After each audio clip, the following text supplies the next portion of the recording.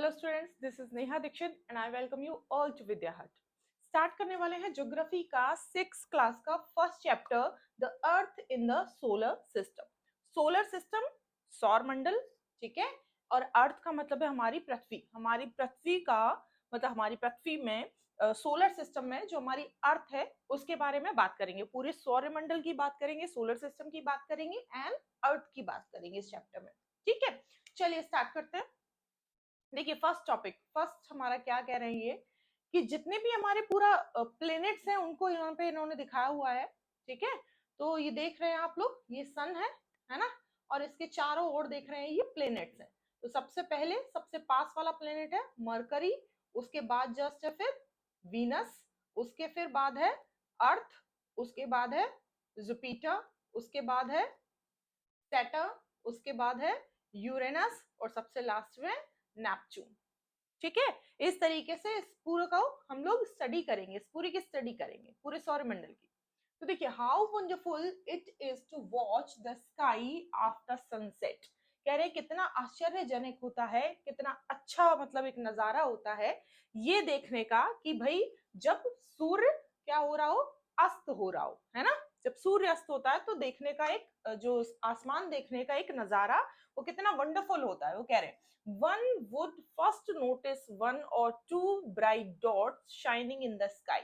तो आप देखोगे कि दो बहुत ज्यादा चमकने वाले जो डॉट्स हैं, है ना, वो आपस में कनेक्टेड दिखाई देते हैं। जैसे एक जगह से एक जगह सूरज जो है वो सन जो है वो शिफ्ट हो रहा है, तो वहां पर भी अपना जो रेडिशनेस है वो छोड़ जाएगा एंड वो जहां पर जा रहा है वहां पर भी रेडिशनेस होगी, है ना। तो उसको ही बोला गया है कि two bright dots shining in the sky. उस टाइम पे जो दो बिंदु दिखते हैं बहुत शाइनिंग कंडीशन में, उनकी बात कर रहे हैं। soon you would see the number increasing, you cannot count them anymore। फिर बात करते हैं कि जैसे ही सूर्य अस्त हो जाता है, जैसे ही वो शाम हल्की हल्की शुरू होती है ना, उस टाइम पे आसमान में बहुत छोटे छोटे छोटे से ट्विंकलिंग स्टार दिखाई देने पड़ते हैं। पहले एक या दो, फिर उसके बाद चार या पांच, फिर उसके बाद बहुत ज्यादा, काउंट देम मतलब उन्हें हम काउंट भी नहीं कर सकते, इतने छोटे छोटे से हमें स्टार्स टाइप के दिखाई देने लगते हैं। The whole sky is filled with the tiny shining object. पूरा जो स्काई है, पूरा जो आसमान है वो बहुत छोटे छोटे से शाइनिंग ऑब्जेक्ट से चमकने लगता है ना। आगे देखिए, some are bright other dims. कुछ थोड़े से ब्राइट होते हैं और कुछ थोड़े से डिम होते हैं, है ना, कम ब्राइट वाले। It seems as if the sky is studded with diamonds. तो किसकी तरह दिखते हैं वो वहां पे, एक तरह से हीरो की तरह दिखते हैं ना। जैसे हीरे पे प्रकाश की जब रे पड़ेगी, जो क्या बोलते हैं उसको, किरण, हाँ, किरण पड़ेगी, तो फिर वो कैसी लगेगी, वो एकदम से स्पार्क करेगी। स्पार्क का मतलब एक तरफ से शाइन करेगी, है ना। तो वही बोला गया है कि वो लाइक अ डायमंड दिखते हैं। They all appear to be twinkling. और वो क्या कर रहे होते हैं उस टाइम पे, ट्विंकल हो रहे होते हैं। जैसे कि कभी उनका जो चमकना होता है, उनकी जो शाइनिंग होती है वो ज्यादा और कभी कम ट्विंकल करते हैं, ठीक है। आगे देखिए, but if you look at them carefully, you will notice that some of them do not twinkle as others do। तो कुछ जो होते हैं वो टिमटिमाते हैं, मतलब ट्विंकलिंग का मतलब टिमटिमाना, है ना, कि कभी कम कभी ज्यादा रोशनी, कभी कम, इस तरीके से। और जो कुछ होते हैं वो बिल्कुल फिक्स होते हैं, वो उस तरीके से शाइन नहीं करते। एक्चुअली शाइन तो करते हैं बट ट्विंकल नहीं करते, ट्विंकलिंग नहीं होती उनके प्रोसेस में, ठीक है। आगे देखिए, some of them do not twinkle as others do, they simply glow without the flicker just as the moon shine।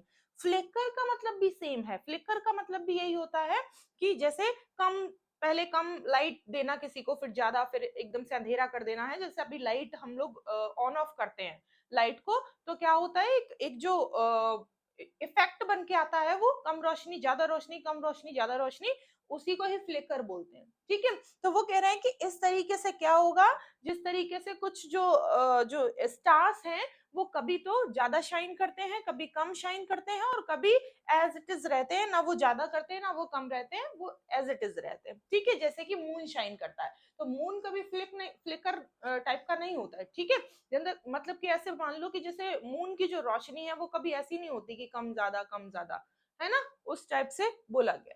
आगे देखिए क्या कह रहे हैं भाई, Along with these bright objects, you may also see the moon on most of days. देखो, आप देखोगे कि जो एक तरह से अगर हम बात करें जो मून की, मून पहली चीज तो ये कि मून है क्या, ठीक है, ये देख लेते हैं। देखो इधर सन है ना, क्या है, सन है सबसे पहले हमारे पास, यहाँ देखिए ये सन है, ठीक है। सन क्या है, एक स्टार है, ठीक है, तारा है। सन के चारों ओर राउंड करते हैं प्लेनेट्स। कौन, प्लेनेट्स, ठीक है, यानी कि ग्रह। ये तारा है और सन के चारों ओर रेवोल्यूशन करते हैं, रेवोल्यूशनरी पीरियड में रहते हैं, कंडीशन में रहते हैं ग्रह। अब ये ग्रह जो है, इनमें से एक ग्रह है जिसका नाम, जिस पर हम रहते हैं, उसका क्या नाम है, अर्थ।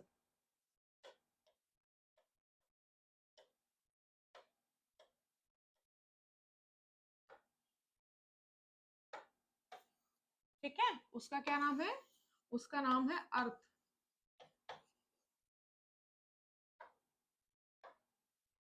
ठीक है, अब देखो, अब इस अर्थ के चारों ओर कुछ चक्कर लगा रहे हैं, है ना, उसको बोला गया है सैटेलाइट। क्या बोला गया है, उसको बोला गया है सैटेलाइट। सैटेलाइट को हिंदी में कहते हैं उपग्रह। समझ आई। तो यहाँ पर जब हम मून की बात कर रहे हैं, तो जो मून है वो हमारा एक सैटेलाइट है, वो हमारा एक उपग्रह है, किसका, हमारी पृथ्वी का, अर्थ का। ठीक है, तो यहाँ पे हम ध्यान रखेंगे कि moon is a satellite, not star, not planet, not anybody. ठीक है, तो इस तरीके से हमने क्या देखा कि हमारा जो स्टार है, सन है, उसके चारों तरफ रेवोल्यूशन हो रहा है। कौन कर रहा है, प्लेनेट्स कर रहे हैं। और प्लेनेट्स के चारों तरफ जो रेवोल्यूशन हो रहा है वो कौन कर रहा है, वो कर रहा है हमारा सैटेलाइट उपग्रह। ठीक है, इतनी बात समझ में आई। आगे की कहानी अब यहां से शुरू हो रही है। देखिए, may also see the moon on the most of days, it may however appear at different time। यानी कि वो, उसका जब रेवोल्यूशनरी जो पीरियड चल रहा होता है, या जो अपने एक्सिस पर, देखो यहाँ पे दो चीजें बार बार आएंगी, क्या, कि एक तो आएगा कि भाई तारा है, स्टार है, उसके चारों तरफ यानी सन के चारों तरफ हम लोग जब राउंड राउंड राउंड राउंड चक्कर लगाएंगे तो उसको बोलेंगे रेवोल्यूशन। ठीक है, उसको क्या बोलेंगे, उसको बोलेंगे रेवोल्यूशन। और जब कोई इंसान या कोई भी ऑब्जेक्ट अपने ही चारों ओर चक्कर लगाता है तो उसको बोलते हैं अपनी एक्सिस पर क्या करना, रोटेट करना। जैसे मैं हूं, मैं खुद ही ऐसे करके ऐसे अपने चारों ओर घूम जाऊं, ठीक है, तो इस तरीके से क्या होगा, इस चीज को क्या कहेंगे, इसको कहेंगे रोटेशन। ठीक है, और ये मार्कर है, ये मेरे चारों ओर ऐसे ऐसे ऐसे जाएगा, तो इसको कहेंगे रेवोल्यूशन। समझ आया। इसमें ही दोनों दोनों तरफ से फिर से इसको कंपेयर करके देखेंगे, क्या बोल रही हूं मैं, फिर से देखो, अगर मैं बोलूं कि मेरी जो कंडीशन है, मैं एक जगह पे ही स्टे कर रही हूँ, अभी मैं घूम नहीं रही हूँ, ठीक है, मैं एक जगह पे ही हूँ, लेकिन मैं अपने ही चारों ओर ऐसे ऐसे घूम रही हूँ, ठीक है ना। फिर अब मैं कह रही हूँ कि मैं किसी एक चीज के और इस मार्कर के भी चारों ओर घूम रही हूँ, ऐसे चारों ओर इस मार्कर के भी घूम रही हूँ, और मैं अपनी एक्सिस पर भी घूम रही हूँ, तो मैं जो घूम रही हूँ उसको बोल रही है मैं अपनी एक्सिस पर घूम रही हूँ। तो वैसे ही जो अर्थ है वो अपनी एक्सिस पे भी घूमता है, घूमती है अर्थ जो है, ठीक है, और सन के चारों तरफ भी घूमती है। तो जब सन के चारों तरफ अर्थ घूमती है उसको कहेंगे रेवोल्यूशन। यस, और जब वो खुद अपने अराउंड घूम रही है अपनी एक्सिस पर, उसको कहेंगे रोटेशन। समझ आई सब लोग को। अभी देखो मून की अगर हम बात करते हैं तो देखो, however on most of the days it may however appear at different time। कह रहे हैं कि जब ऐसी कंडीशन आती है कि वो रोटेट करता है, जो मून है हमारी अर्थ के चारों ओर, क्योंकि किसका सैटेलाइट है, अर्थ का ही तो सैटेलाइट है। देखो हर ग्रह का अपना अपना अलग अलग सैटेलाइट है, ठीक है, तो यहाँ पर अर्थ का नाम लिखा है, ऐसे मान लो कि ये पेटेंट है, जो मून है वो अर्थ का ही सैटेलाइट है, इस पर किसी और का अधिकार नहीं है। सबके सारे ग्रह जितने भी हमने अभी बात करी थी कि क्या, मरकरी, जैसे अभी जस्ट हमने इसके ऊपर वाली स्लाइड में बात करी थी ना भाई, याद है सबको, ये देखो यहाँ पे हमने बात करी थी कि हमारे कितने, ये जो 8 ग्रह हैं, ये जो 8 ग्रह हैं, कितने ग्रह हैं भाई?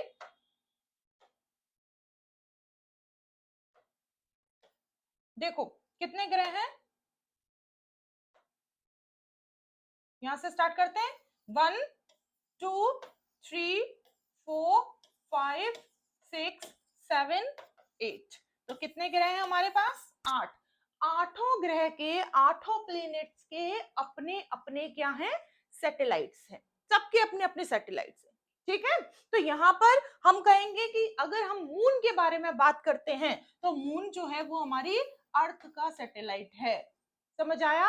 और इसका सिर्फ एक ही सैटेलाइट है और कोई सैटेलाइट नहीं है अर्थ का, केवल। अब देखो अर्थ की सैटेलाइट की इतनी चर्चा क्यों कर रहे हैं, बाकी किसी की क्यों नहीं कर रहे हैं? क्योंकि अर्थ पर ही तो जीवन है। हम कहाँ रहते हैं? हम अपने से जुड़ी चीजों को ही तो बताएंगे। तो हम कहाँ रह रहे हैं? हम एलियंस के बारे में क्यों डिस्कस करेंगे? जहां पे एलियंस रहते हैं हम उनको, उनके बारे में क्यों डिस्कस करेंगे? तो जहां पर हम रह रहे हैं, यानी हम किस पर रह रहे हैं? अर्थ पर। तो हम अपनी अर्थ के बारे में ही तो डिस्कस करेंगे। तो यहाँ पे अर्थ का जो सैटेलाइट है उसको कहते हैं मून। तो हम मून के बारे में डिस्कस इसलिए कर रहे हैं। क्लियर है? अभी देखो आगे की कहानी क्या है। यहां से देखिए कहां पे थे। यस, तो कह रहे हैं कि जो डिफरेंट डिफरेंट टाइम है, अलग अलग टाइम है, वो इन डिफरेंट शेप, अलग अलग शेप का होता जाता है, एंड डिफरेंट पोजीशन, और अलग अलग पोजीशन पे होता जाता है। ठीक है, यानी कि जब अर्थ के चारों तरफ वो रोटेट करेगा इस तरीके से, ठीक है, अर्थ के चारों तरफ वो रोटेट करेगा इस तरीके से, तो फिर क्या होगा? अच्छा, एक और क्वेश्चन, एक और क्वेश्चन, कि जब पृथ्वी अपनी एक्सिस पर घूमती है तो वो कितना टाइम लेती है? अर्थ जो है जब अपनी सरफेस पर घूमती है तो कितना टाइम लेती है? तो जब अर्थ जो अपनी सरफेस पर घूमती है तो वो कितना टाइम लेती है? वो लेती है 24 घंटे। ठीक है ना? एंड जब वो सन के चारों तरफ रोटेट करती है तो वो कितना टाइम पीरियड लेती है? तो वो लेती है 365 दिन। कुछ पॉइंट्स में होता है क्योंकि कई बार 4 साल जब लीप ईयर आती 4 सालों बाद तो 66 भी हो जाते हैं। ठीक है, तो वो बात अलग है, चलो यहाँ पे छोड़ो। आगे हम क्या बोल रहे हैं कि अब हम अगर बात करें किसकी, ये तो थी अर्थ के बारे में। ठीक है, कि अर्थ रेवोल्यूशनरी पीरियड कितना है और उसका जो रोटेशन पीरियड कितना है वो ये है। अब क्या है, बात आई किसकी? मून की। तो याद रखना कि मून का जो एक रेवोल्यूशनरी पीरियड होता है, एक तरह से वो कितना होता है? वो 27 डेज का होता है, 27 दिन का, 27 डेज का होता है। यानी 27 डेज में वो क्या काम करता है? पूरा एक राउंड लगा लेता है, किसका? अर्थ का। क्लियर है? अब देखो इस चीज से ये चीज भी जुड़ी हुई है। तो जब ये 27 डेज में इसका राउंड लगाएगा, अर्थ का राउंड करेगा, राउंड राउंड घूमेगा, तो उस पीरियड में ही, इन 27 डेज के विद इन, मतलब पीरियड में ही क्या होगा कि जो अपीयर का मतलब दिखाई देना, जो मून की कंडीशन है वो डिफरेंट टाइम पे डिफरेंट शेप और डिफरेंट पोजीशन पे नजर आएगी। यानी कभी कभी चांद ऐसा है, कभी कभी जो चांद है वो ऐसा है, कभी कभी चांद जो है वो ऐसा है, कभी कभी चांद जो है वो ऐसा है, और कभी कभी वो चांद जो है वो फुल मून है ना? और कभी कभी बिल्कुल ही गायब है। ठीक है, नाम का भी चांद नहीं है, बिल्कुल गायब, चांद ही नहीं है आसमान में। ठीक है, no moon. Actually no moon नहीं कहेंगे, न्यू मून कहेंगे इस कंडीशन को। क्या कहेंगे इस कंडीशन को? इस कंडीशन को कहेंगे न्यू मून, है ना? और इस कंडीशन को कहेंगे फुल मून। ठीक है, फुल मून। अब फुल मून है ना, उस दिन को क्या कहेंगे? जिस दिन फुल मून, तो उस दिन को कहेंगे पूर्णिमा। क्या कहेंगे? कहते हैं ना पूनम की रात है ना, पूर्णिमा, पूर्णिमा की जो रात है वो बोलेंगे। और जब new moon is equal to no moon है ही नहीं, एंड न्यू मून बोलेंगे न्यू मून, तो उस दिन की रात को कहेंगे अमावस्या की रात है आज। क्या बोलेंगे? आज अमावस्या की रात है। तो इन चीजों से ही हमारी कनेक्टेड है, किन चीजों से? कि उसकी शेप कैसी है एंड वो डिफरेंट किस पोजीशन में है और किस टाइम पर है। ये तीनों चीजें मैटर करती हैं इन तीनों चीजों से, कि कंडीशन कैसी है तो ये बताएंगे। ठीक है, डिफरेंट टाइम कौन सा है, तो भाई अमावस्या का दिन है या पूर्णिमा का दिन है या कौन सा दिन है, ये जो है वो पोजीशन टाइम बताएगा। एंड डिफरेंट पोजीशन यानी उस टाइम पे वो जो चांद है वो किस पोजीशन पर है ये। ठीक है, इस तरीके से क्या देखा हमने कि जो हमारा सैटेलाइट है किसका, अर्थ का सैटेलाइट, नाम क्या, मून, उसके बारे में हमने ये चीज देखी। You can see the full moon, देखो यहाँ पे लिखा भी है कि you can see the full moon only once in about months time, एक महीने में एक ही बार इस चीज को देखोगे आप। ठीक है, and it is full moon night on Purnima, देखो लिखा हुआ है पूर्णिमा के दिन ही ऐसा होगा। And fortnight later you can see cannot see it all, और आप इस चीज को कभी नहीं देखोगे। एक ही दिन ऐसा होता है पूरी 27 डेज में, एक ही दिन ऐसा होता है जिस दिन फुल मून पूर्णिमा की रात दिखाई देता है। ठीक है, आगे की देखें, और जिस दिन क्या होगा, न्यू मून, यानी कि मून दिखाई ही नहीं देगा, है ना, नाइट और अमावस्या, और उसको क्या बोलेंगे, उस दिन को बोलेंगे अमावस्या।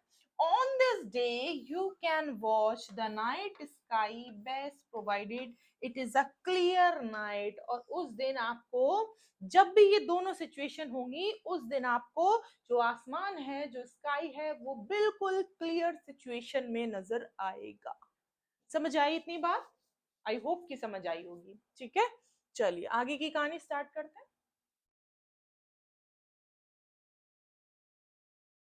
देखिए, do you wonder why can't we see the moon and all those bright tiny objects during a daytime? कभी आपने ऐसा सोचा है कि ये जो चंदा सितारे है ना, ये सब चीजें हैं, ये हमें सिर्फ रात में ही क्यों दिखते हैं, दिन में क्यों नहीं दिखते भाई, है ना, कभी दिमाग में क्वेश्चन आया ये वाला?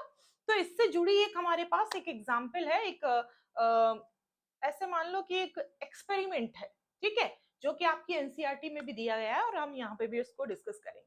क्या है, it is because the very bright light of the sun does not allow to see all these bright object. कह रहे हैं ऐसा इसलिए होता है क्योंकि,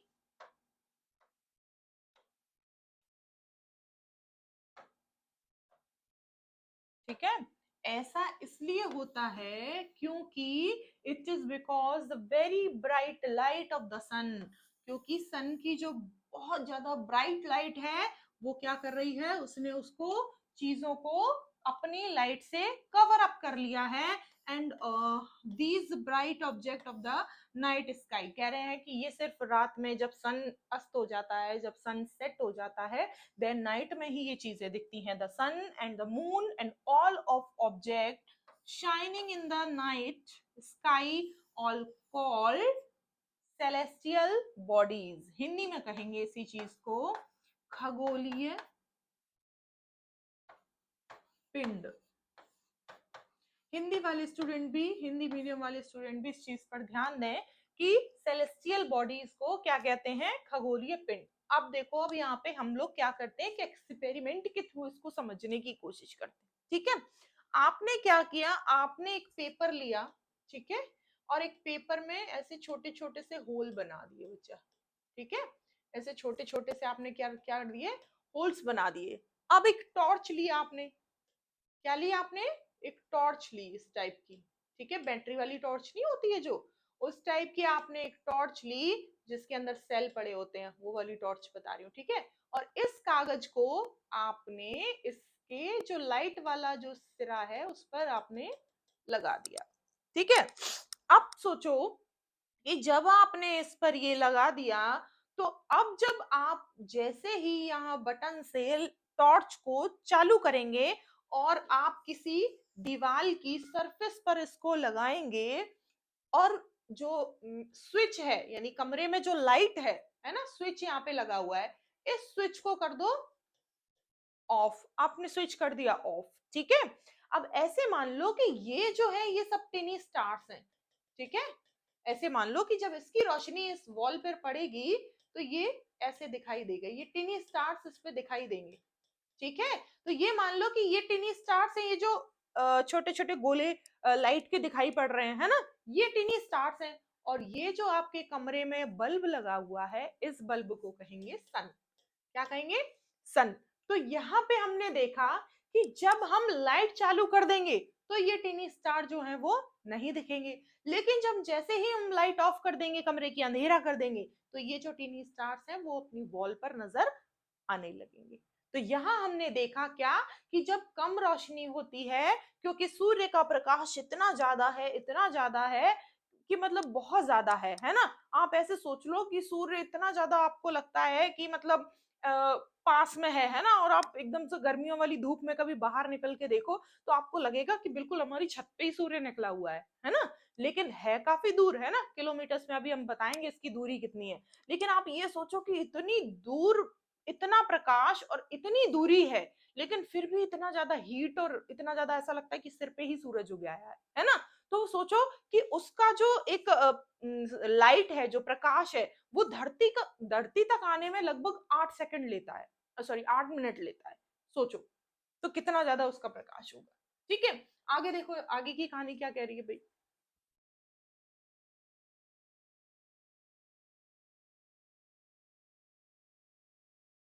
देखिए, some essential bodies are very big and hot, they are made up of gases।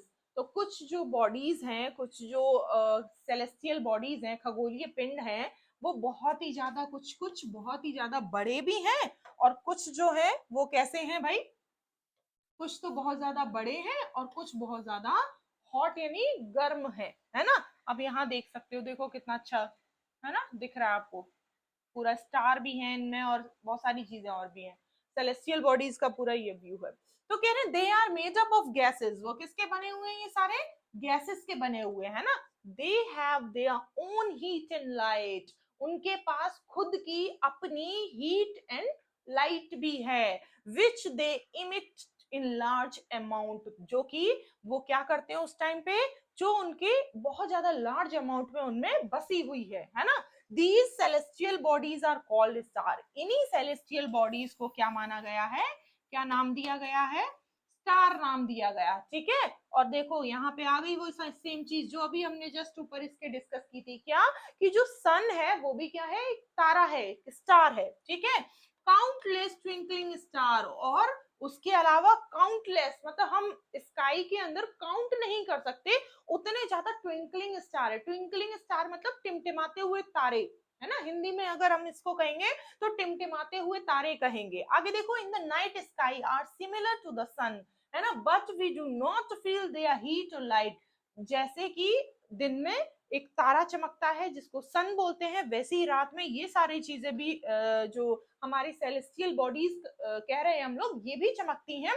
लेकिन क्या फर्क है दोनों में, दोनों में ये फर्क है कि हम रात के अंदर जब रात में होते हैं तो उन जो सेलेस्टियल जो बॉडीज हैं उनकी हीट और लाइट को क्या नहीं कर सकते, फील नहीं कर सकते। And they look so tiny because they are very very from far for us, from us, मतलब कह रहे हैं कि हम इसलिए उन्हें फील नहीं कर सकते हैं, हम इसलिए उन्हें थोड़ा सा अच्छे से नहीं देख सकते, क्योंकि एक तो वो बहुत छोटे हैं, और दूसरी चीज क्या, वो बहुत ज्यादा दूर है हमसे, very very for from us, यानी हमसे बहुत ज्यादा दूर है।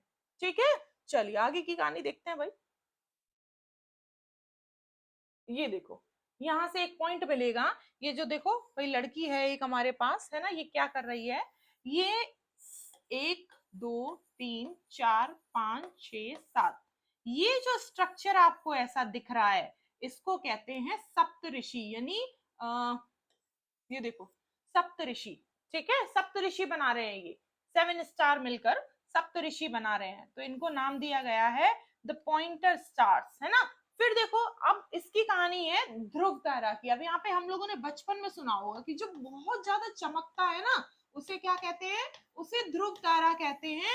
और हमेशा याद रखना, ध्रुव तारा जो है वो नॉर्थ की तरफ होता है, और इसीलिए इसे नॉर्थ स्टार भी कहा जाता है। ठीक है, नॉर्थ की तरफ होता है हमेशा। अब देखो, आप खुद ही सोचो कि जैसे आप ऐसे हो, ये जगह है, ठीक है, अगर हम ईस्ट और वेस्ट काउंट नहीं कर सकते, हो सकता है भाई इस तरफ ईस्ट हो इस तरफ वेस्ट हो, लेकिन हम लोग नॉर्थ और साउथ को काउंट कर सकते हैं। कैसे कि जिस जगह हम खड़े हैं उसके जो ऊपर वाली जगह, ऊपर की तरफ जो दिशा है वो हमेशा साउथ होगी और जो नीचे की तरफ जो दिशा है वो हमेशा हमारी नॉर्थ होगी। सपोज हम इंडिया के नक्शे की जब हम बात करते हैं तो हम लोग इंडिया के नक्शे को इस तरीके से देखते हैं, हमने काफी पहले भी इस बारे में बात की हुई है ना। तो कि ईस्ट वेस्ट, इस तरफ ईस्ट, इस तरफ वेस्ट, एंड इस ऊपर की तरफ नॉर्थ और इस तरफ साउथ, इस तरीके की हम बात करते हैं। तो यहाँ पर जब हम नॉर्थ की तरफ देखेंगे यानी ऊपर की तरफ हम देखेंगे तो हमें क्या मिलेगा, यहाँ पे नॉर्थ स्टार। ठीक है, समझ में आ रही है चीज? फिर से देख लो, फिर से समझ लो इस चीज को। इसको सप्तऋषि भी बोलते हैं। और ये देखो सेम चीज ही इसमें बताई गई है, कितने सारे तारे हैं। और दूसरी चीज, इन दो जो लास्ट के ये जो सप्तऋषि बना रहे हैं, इनके जो कॉर्नर वाले दो जो हमारे पास स्टार है, इनसे ही एक कहते हैं ना पैरेलल, ऐसे मतलब मिक्स करके, इन दोनों स्टार्स को मिक्स करके एक ऐसा लाइन खींचा हमने, और वही लाइन जो है वो जा रही है नॉर्थ स्टार को। यानी कि हमारे नॉर्थ स्टार को ढूंढने में क्या हमारी मदद, क्या हेल्प कर रही है, ये हेल्प कर रहे हैं सप्तऋषि तारे, सप्तऋषि स्टार, या फिर नो मतलब ऐसे बोल सकते हैं सप्तऋषि तारे। ठीक है, चलिए आगे और भी है इसके बारे में देखते हैं। You must have noticed that all objects look smaller when see from a distance. आप देख सकते हैं, आपने ये चीज नोटिस की होगी कि सारे जो ऑब्जेक्ट है वो छोटे दिखने लगते हैं अगर हम उन्हें दूर से देखें तो।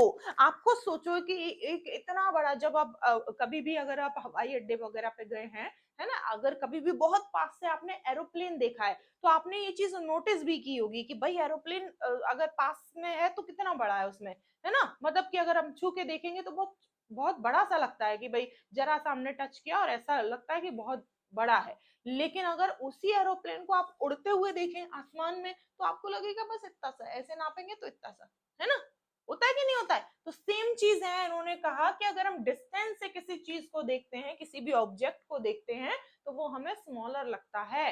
ठीक है, आगे देखो, हाउ स्मॉल एन एरोप्लेन, देखो वही सेम चीज आ गई कि हाउ स्मॉल,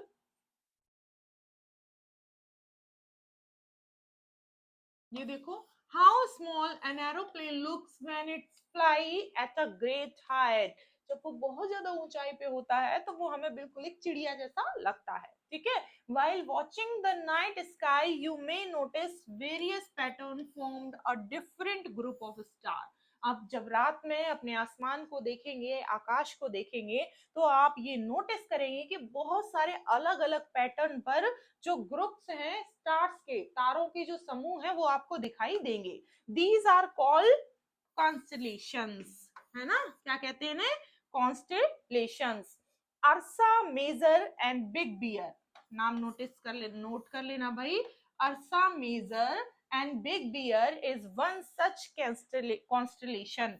ये जब अगर हम बात करेंगे तो Ursa Major and Big Bear ये हमारे एक कॉन्स्टलेशन की तरह काम करते हैं। ठीक है, one of the most easily recognisable constellation is the Saptarishi. Saptarishi, और सप्त का मतलब होता है सेवन और ऋषि का मतलब होता है साधु, सेगेज।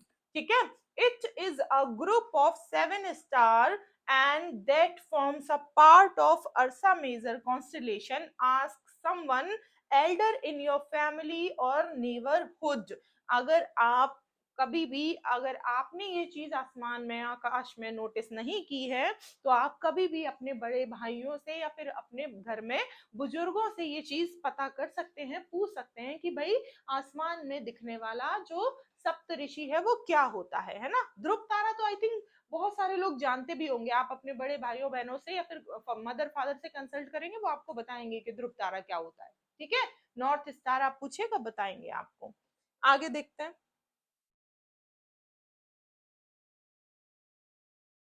ये देखिए। ठीक है, the point is that in Asian time people use to determine directions during the night with the help of star. देखो क्या उस टाइम पे क्या होता था, पुराने टाइम की अगर हम बात कर रहे हैं तो लोगों को जब ऐसा होता था, जैसे आज की डेट में क्या है, हम लोग वो चुम्बक वाली वो दिशा, एक वो आता है चुम्बक की तरह, है ना, कि भाई अगर सुइयां जो दोनों तरफ है वो ऐसे कर देंगे, चुम्बक से कुछ रिलेटेड होता है, वो मैग्नेटिक फील्ड टाइप का कुछ होता है ना, तो वो दिशाएं हमारी बता देती है कि भाई इस तरफ नॉर्थ है, इस तरफ साउथ है। आजकल तो फोन में भी फंक्शन आता है ना, अब डायरेक्शन करके एक ऐप आती है, वो डाउनलोड करेंगे तो फोन में भी फंक्शन आता है कि इस तरफ नॉर्थ है, इस तरफ ईस्ट है, इस तरफ वैसे, इस तरफ इस तरीके से वो आपको बता देंगी चीजें, ठीक है। तो पहले के टाइम में लोग क्या होते थे, आज की डेट में तो हमें मतलब वैसे पता चल जाता है, पहले के टाइम में लोग क्या करते थे, तारों की कंडीशन से, यानी तारे जो हैं, स्टार जो हैं, वो किस जगह पे हैं, इस पोजीशन को अपने दिमाग में, माइंड में रख कर ये डिसाइड करते थे कि अच्छा ध्रुव तारा इस दिशा में निकला है, तो इसका मतलब जो नॉर्थ है वो इस साइड है, ठीक है, मतलब नॉर्थ की साइड हम लोग जा रहे हैं। तो इस तरीके से वो क्या करते थे कि हमारे नॉर्थ को मतलब एक तरह से दिशाओं का ज्ञान तारों से लगाते थे, ठीक है। The north star indicate the north, देखो साफ साफ लिखा है भाई कि जो नॉर्थ स्टार है वो क्या इंडिकेट कर रहा है, वो नॉर्थ डायरेक्शन को इंडिकेट कर रहा है। It is also called the pole star. देखो अभी मैंने बात की थी कि अगर हम हिंदी में से ध्रुव तारा कहें, ध्रुव तारा कहें नॉर्थ स्टार को, तो फिर हम इंग्लिश वर्ड भी इसको पोल स्टार कह सकते हैं, क्योंकि पोल का ही हिंदी वर्ड होता है ध्रुव, ठीक है। चलिए आगे देखिए, position in the same remains in the same position, it always remains in the same position in the sky. Sky के अंदर, आकाश के अंदर इसकी जो पोजीशन है वो वेरी वेरी सेम रहती है हमेशा। बहुत बारी आप देखोगे, कभी भी, बहुत बारी क्या, कभी भी आप देखोगे तो आकाश में सेम नजर आएगी, ठीक है। We can locate the position of the pole star with the help of the Saptarishi. Look the figure 1.1, ये फिगर 1.1 है, इसके देखो, इसकी सहायता से हमने इन दोनों तारों को लिया, जैसे ये सप्तऋषि है, ठीक है, क्योंकि 7 तारे हैं इसमें, तो हमने इन दोनों तारों को एक लाइन में मिलाया और इसी लाइन से सीधी एक लाइन खींची, जिसमें हमें नॉर्थ स्टार का भी ज्ञान हो गया। यानी कि अगर हम देखें कि हमें नॉर्थ स्टार का ज्ञान कैसे हुआ, तो हमने किसकी हेल्प ली, हमने सप्तऋषि तारों की, 2 तारों की हेल्प ली, ठीक है। तो इस तरीके से हमने क्या देखा कि हमने नॉर्थ स्टार को देखा, पोल स्टार को देखा सप्तऋषि के वाया, ऐसे कह सकते हैं, ठीक है। You will notice that if an imaginary line is drawn joining the pointer star and extended further it will point the pole star। देखो बोला है उन्होंने साफ साफ कि अगर हम 2 स्टार को क्या करें, एक पॉइंट में जोड़ दें, पॉइंटर ले लें यहाँ से, एक पॉइंट में जोड़ दें, तो जो इमेजिनरी लाइन जाएगी वो सीधी नॉर्थ स्टार में ही जाएगी, है ना। आई होप कि यहाँ तक आपको क्लियर हुआ होगा, है ना। क्या अभी तक हमने क्या क्या पढ़ा, हमने देखा सप्तऋषि, हमने देखा नॉर्थ स्टार, हमने क्या देखा, हमने प्लेनेट्स देखे, हमने मून देखा, और हमने छोटी सी एक इस बारे में चर्चा की कि जो हमारे प्लेनेट हैं और जो हमारे सैटेलाइट्स हैं वो किस तरीके से वर्क करते हैं, ठीक है। आगे की कहानी स्टार्ट करते हैं। देखिए एक पॉइंट और यहां से हम देखेंगे, ये देखिए, some celestial bodies do not have their own heat and light। तो कुछ जो चीजें हैं, कुछ जो हमारे यहाँ पे कह सकते हैं सेलेस्टियल जो बॉडीज हैं, खगोलीय पिंड हैं, वो क्या कर रही हैं, वो अपने खुद की हीट और लाइट नहीं रखते हैं, ठीक है। They are lit by the light of the star. तो वो क्या कर रहे हैं, कुछ जो है वो स्टार की हेल्प से कुछ लाइट को अब्सॉर्ब करते हैं या फिर लेते हैं, जिनकी हेल्प, स्टार्स की हेल्प हो जाती है, स्टार्स की हेल्प से अपनी हेल्प करते हैं, ऐसे मान लीजिए। सच बॉडीज आर कॉल्ड प्लेनेट्स। यानी कि अगर हम देखें तो हम जैसे हम ही हमारा ही प्लेनेट एग्जाम्पल ले लो, सबसे अच्छा इसी को समझने से आएगा आपको कि अगर हम किसी भी प्लेनेट की बात करें तो हम अर्थ की बात जरूर करेंगे। क्यों? क्योंकि अर्थ पे हम रह रहे हैं, इजीली समझ सकते हैं अर्थ को, ठीक है। अगर हम देखें अर्थ की खुद की कोई लाइट है क्या, कोई हीट है क्या? जब लाइट ही नहीं है तो हीट ही नहीं होगी, ठीक है ना। तो लाइट है ना हीट है, तो लाइट पे फोकस करते हैं हम लोग। तो अर्थ की खुद की कोई लाइट नहीं है। जब सूर्य निकलता है तब दिन होता है, और जब चंद्रमा निकलता है तब रात, है ना। निकलता है इन द सेंस कि पृथ्वी के कांटेक्ट में आता है। निकलने का मतलब ये नहीं कि कहीं छुपा है वो निकल रहा है, नहीं, वो क्या कर रहा है, वो रोटेट हो रहा है। तो वो जब सीधे सीधे दोनों जो लोग, दोनों चीजें जब कांटेक्ट में आती हैं तो उनको, उसको निकलना और छुपना कह दिया है, ठीक है। ऐसा नहीं है कि वो किसी जगह पे दब गया धरती के अंदर या किसी चीज में दब गया फिर निकल गया, ऐसा नहीं है।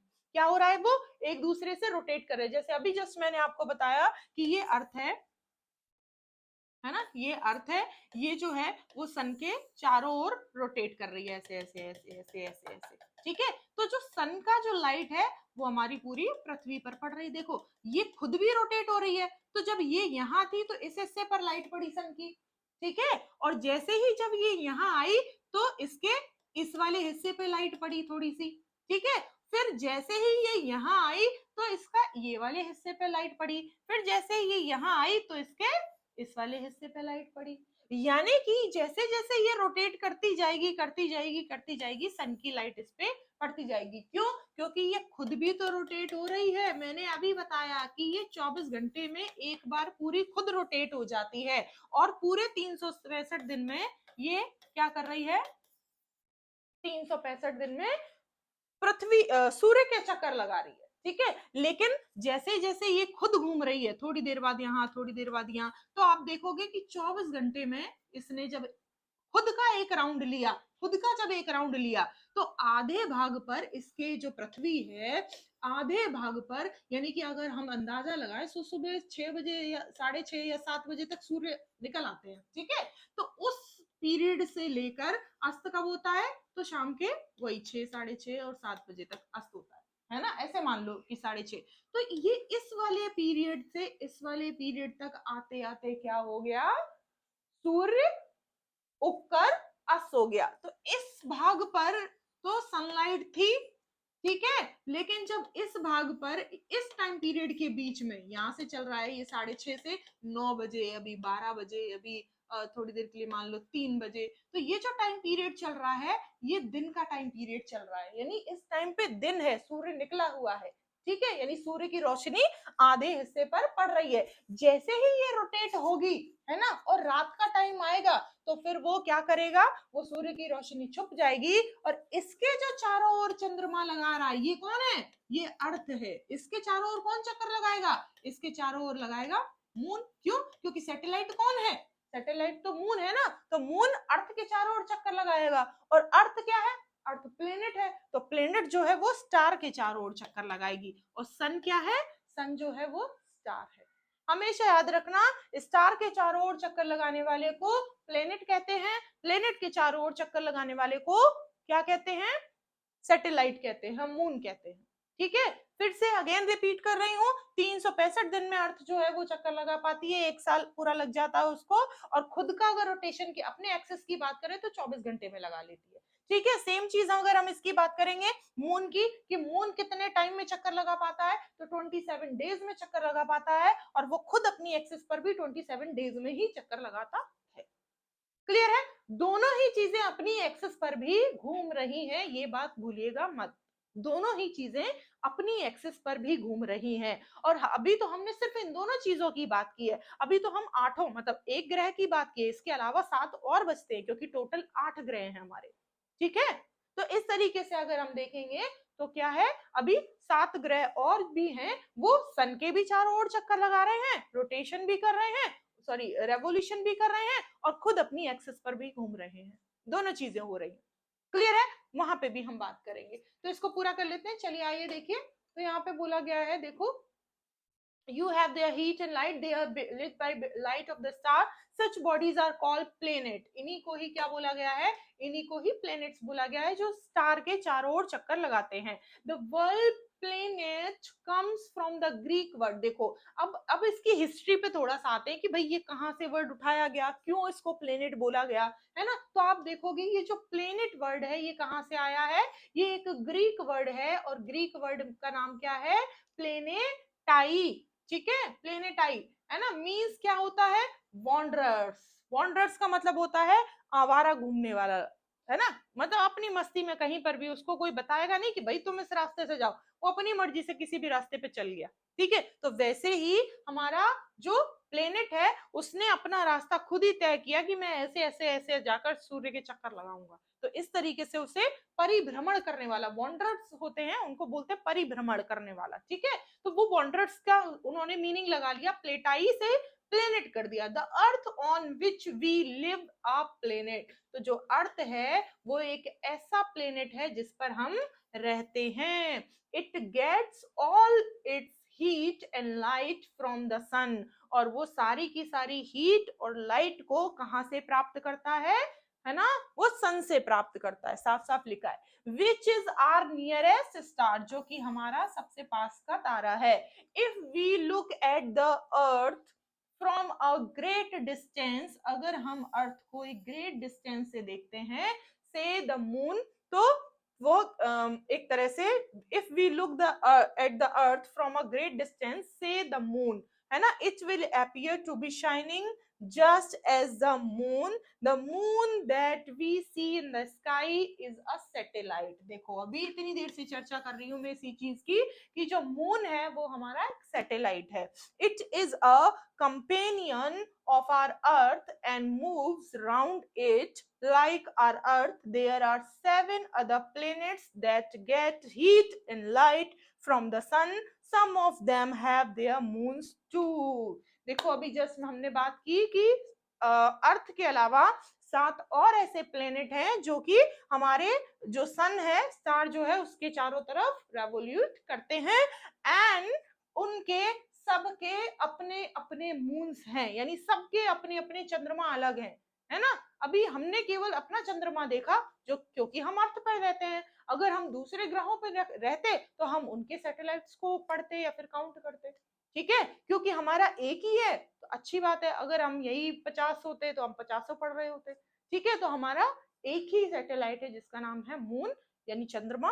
तो इस तरीके से बाकी जो नेक्स्ट आगे जो 7 प्लेनेट है वो हम लोग नेक्स्ट क्लास में देखेंगे, ठीक है। आगे का चैप्टर हम लोग नेक्स्ट पार्ट में देखेंगे इसका। तब तक के लिए थैंक यू एंड जय हिंद, ठीक है।